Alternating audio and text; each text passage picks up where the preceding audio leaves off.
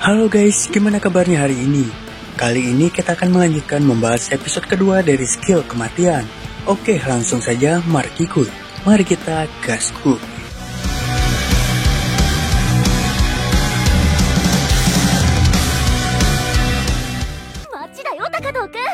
Akhirnya mereka berdua sampai ke kota. Namun karena hari sudah mau petang, jadi gerbang pun ditutup.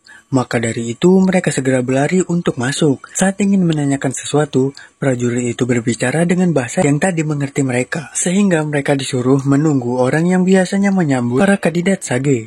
Tak lama Masahiko datang, lalu mereka menjelaskan mengapa mereka berada di sini. Dan Yogiri bilang kalau mereka terpisah dari rombongan para Sage dan sedang berusaha menyusul. Biasanya Masahiko selalu memungut denda, namun karena dia diberitahu untuk tidak menghalangi para kandidat Sage, dia pun membiarkan mereka pergi, tapi tak membantunya.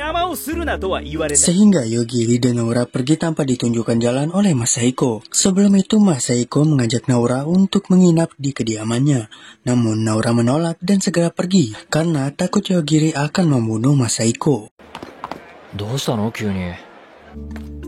もう。 この男、高藤君が殺しちゃうんじゃないかと思って。ほら、囚人っぽい人とかもいる。 Saat berada di tengah kota, mereka didatangi oleh manusia kucing yang bernama Mireu. Dia menawarkan jasa untuk membantu mereka, walaupun tak dibayar. Dia hanya ingin lebih dekat dengan kandidat Sage.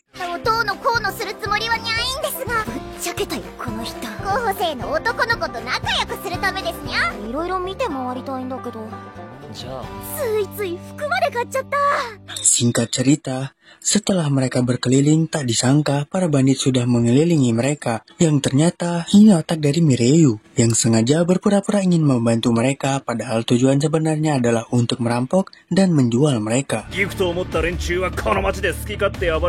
Karena dia tahu mereka berdua tak dapat kekuatan seperti para kandidat Sage lainnya. Naura sudah memperingati mereka untuk tidak macam-macam, karena meskipun Yogiri terlihat lemah, dia bisa membunuh kalian semua dengan sekejap. Namun mereka malah menertawakannya, dan ketika perkataan tak dihiraukan, tiba-tiba...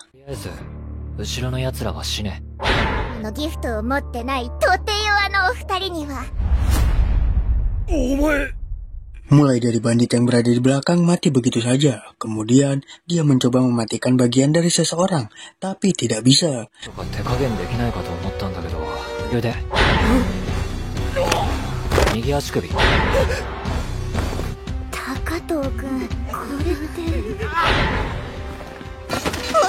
Namun saat dia mencobanya ke mata dan itu berhasil. Kini hanya tinggal Mirei dan kedua kelompok tersebut. Mereka memohon untuk tidak dibantai. Namun saat Yogiri mengeluarkan jurusnya kepada mereka, itu tak berpengaruh sehingga mereka segera kabur.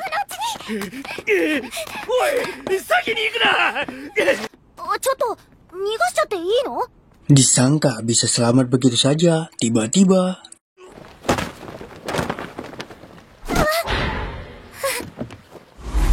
Ya, mereka menyinggoy. Yogiri dengan sengaja menerapkan delay pada skillnya. Di sana juga ada para penjaga kota yang sedang mengawasi para bandit itu. Mereka sengaja membiarkan Yogiri dan Naura ditangkap untuk menghabisi bandit-bandit itu sampai ke akar-akarnya. Namun rencana mereka gagal karena para bandit itu sudah modar di sana. Pada awalnya, para penjaga menyangka kalau mereka berdualah yang menghabisi para bandit ini. Namun salah satu penjaga bilang mereka berdua tak mempunyai kekuatan gift, jadi tak mungkin mereka yang melakukan semua ini. Untuk permintaan maafnya, Yogiri meminta untuk diantarkan ke tempat penginapan.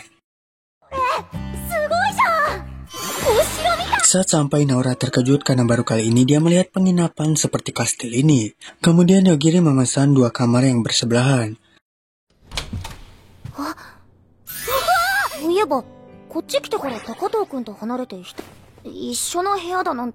Ketika sedang melamun itulah, tiba-tiba ada hantu di sana.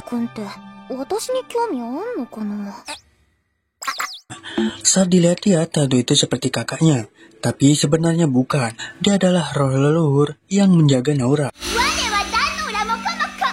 karena dia juga penyebab Naura tak dapat kekuatan Sage. Tapi kata Mokomoko, jika Naura mendapatkan kekuatan itu, maka dia akan diperbudak oleh Shion. Jadi itu adalah suatu keuntungan juga baginya. Naura bertanya mengapa dia tak muncul saat dirinya sedang dalam bahaya. Dia berkata kalau Mokomoko takut kepada Yogiri, karena jurusnya itu mempan terhadap roh juga. Jadi dia takut dihilangkan olehnya. Untuk itu dia meminta Naura berbicara tentang dirinya kepada Yogiri. Keesokannya, Yogiri sudah menunggu Naura, dan dia juga sudah tahu cara untuk menyusul teman mereka dari Celestina. Dia juga telah membelikan tiket kereta untuk mereka berdua. Lalu Yogiri meminta Celestina untuk menyimpan dan mengelola harta benda yang dibawanya. Dengan senang hati, Celestina pun menerimanya.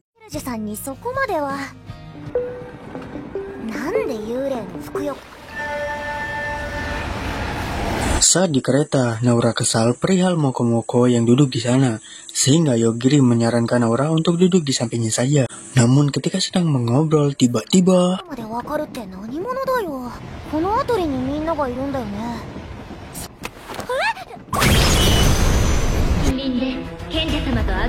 kereta mereka terkena serangan dari Sage yang sedang bertarung melawan robot penjelajah yang dijuluki Agriso.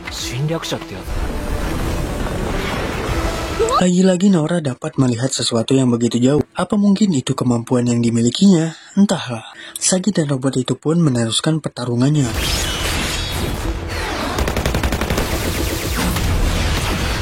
Lalu Naura menyarankan untuk membunuh mereka karena mereka sudah menghalangi. Namun Yogiri tak bisa melakukannya karena itu bukan alasan yang tepat untuk membunuh. Dia mempunyai prinsip untuk membunuh mereka yang sudah menyerang atau membahayakannya.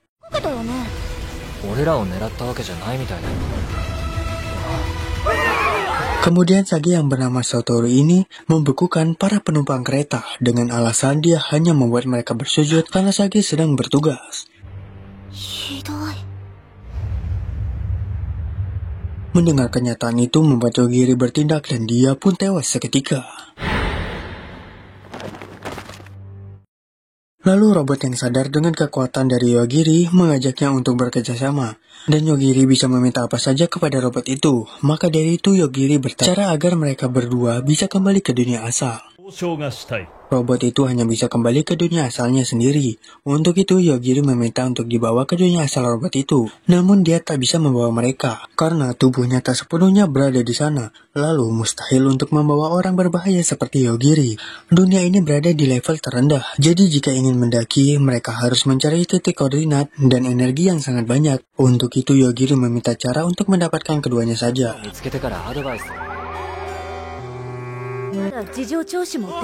Di sisi lain, penjaga tadi membawa bandit yang masih hidup itu untuk diperiksa oleh ketuanya yang bernama Lain. Mata dari bandit itu sungguh tak bisa disembuhkan lagi, meski dia mencokelnya dan menggantinya dengan yang baru, ataupun menjadikannya vampir, itu pun masih tak bisa.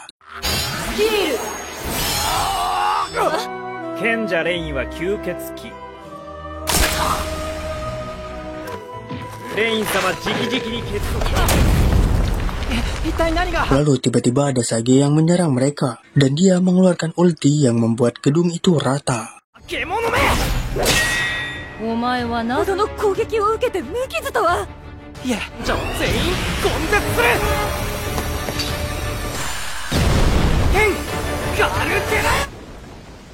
Disangka sudah selesai, ternyata mereka masih hidup. Lain berkata serangan seperti itu tak mempan terhadapnya. Lalu dia pun meminta untuk dibunuh saja. Akan tetapi, Lain tak mau melakukannya, dan dia hanya membuangnya saja. Kemudian para penjaga pergi ke tempat lokasi pertarungan Sage tadi. Mereka berdua pun terkejut dengan kematiannya. Lalu Lain bertemu dengan Shion untuk membicarakan itu. Shion bilang kalau salah satu dari mereka mungkin memiliki skill kematian instan, tapi seharusnya Santoro memiliki ketahanan terhadap skill tersebut. Jadi, ini sangat aneh. Namun Shion tak mengizinkan Lain untuk menyentuh anggota kandidat Sage. Tapi jika dia ingin menghabisi kegelapan, dia akan mengizinkannya. Untuk itu Lain meminta bawahannya untuk menyiapkan pasukan yang akan bertarung ke wilayah Hanabusa. Mungkin pasukan biasa tak akan bisa bertahan, maka dari itu dia meminta pasukan penghancur. Di sisi lain Yogiri dan Naura tengah beristirahat setelah perjalanan panjangnya. Naura bertanya mengapa tidak suruh robot itu membawa mereka. Yogiri berkata, jika ada yang melihat mereka bekerja sama dengan robot itu, maka akan memicu masalah. Jadi, lebih baik mereka berjalan, walaupun capek. Kemudian, Moku mengeluarkan pedang. Pedang itu terbuat dari benda yang bisa diubah menjadi apa saja, yang diberikan oleh robot tadi. Dan dia menyimpannya di salah satu pakaian Naura. Dan bersambung. Sampai jumpa lagi di episode selanjutnya. Bye-bye.